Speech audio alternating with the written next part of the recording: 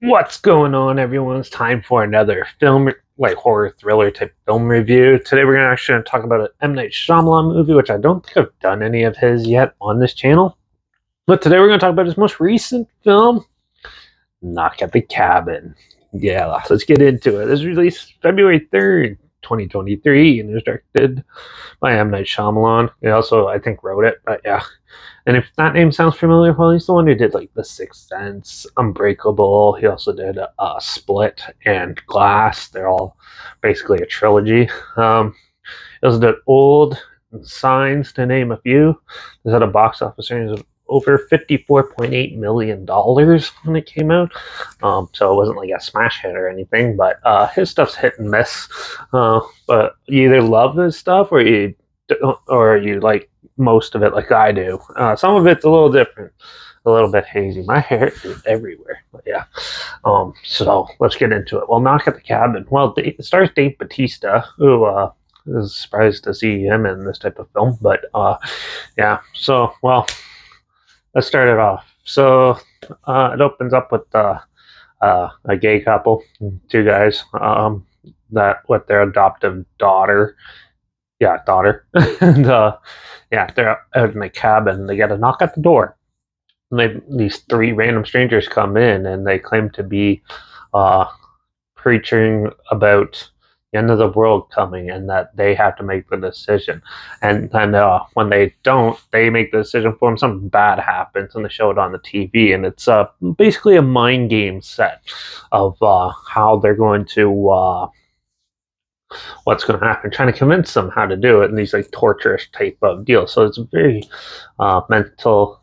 This is more of a thriller than a horror film, but it's a lot of mental manipulation and stuff going on with them, and they're not too sure if they should believe them or not. So they fight to survive, and eventually they get out. And lo and behold, it's actually happening. Stuff. They're actually like the forefathers of the end of the world, or whatever that term is.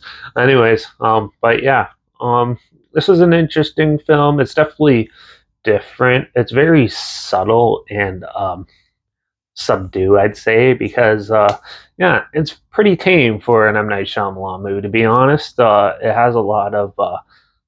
You better like the main characters and the characters in the cabin, because you're with them for they're pretty much the whole movie, and it's very secluded, and a lot of good darker tones are in it throughout. M. Night Shyamalan likes to do a lot of like mental insecurities, which they question about it in this. But for the most part, this film is still really entertaining and really gets you thinking of these people are just insanely mad. And then as it progresses, you kind of question that yourself. And it's a good way. It's pretty well structured and a good way to mess with audiences and stuff. Overall, I thought this film was really well put together, and like the acting and cinematography is really good. And I was really surprised with Dave Bautista being the lead guy who comes in the cabin. It's rare to see him play in this like dramatic, serious roles. Usually, he's an action star and stuff. So seeing him in this was actually really cool, and I really enjoyed that. I always liked M. Night Shyamalan stuff, even his like not so well received found footage film The Visit. I found that one really amusing and stuff. He does do like a lot of mental illness things and stuff. People say there's like some of that in this. I didn't really find that.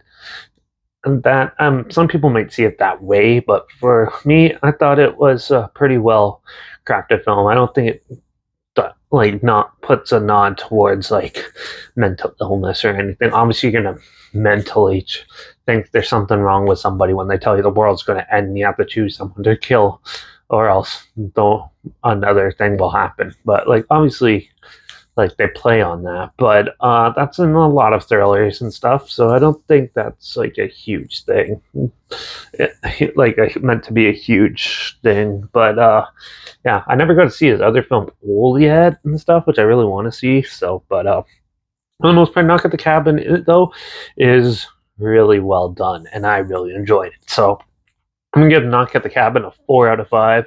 Maybe if they had a little more tension and a little more uh, brutal outcomes. This is more of a PG-13 movie, so I'm not surprised that they didn't do that. But if they had more of that, I think it would make it even more better. And that this movie probably won't be for everyone though. So, but yeah, but if you do want to check it out, I'll link the trailer down below. But also, you can check it out on Prime. It's on Prime right now, so yeah, you can find it there. But yeah, but check out the trailer down below. But also make sure you check out my Instagram. It's linked down below.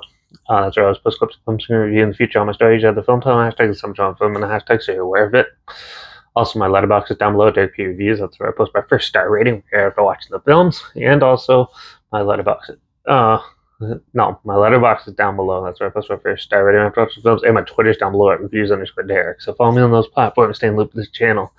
Like this video, share it to my people aware of it. Comment your opinions of the film down below if you have any. And if you have any films or film franchises or other M. Night Shyamalan films that you want me to review in the future, comment them down below. I'll try my best to get them as soon as I can, and if I can find them. And also, if they're on any streaming service, don't worry about it. I'll find them there too.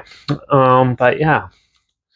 Make sure you subscribe. Hopefully, find something weird, obscure, and odd that you probably never thought checking out together. And also, so you hear my opinions on popular films that have come out, classic films, and reviews on other things as well. And don't forget to ring that bell because we're going to talk about a creature feature, a Bigfoot movie. It's been a while since I've watched a Bigfoot movie. So we're going to talk about Big Legend in the next review. So make sure you tune in for that. Watch out for all the kooky people claiming that the world's going to end and barging through your door. And I guess I'll see you all in the next review. So till then, cheers.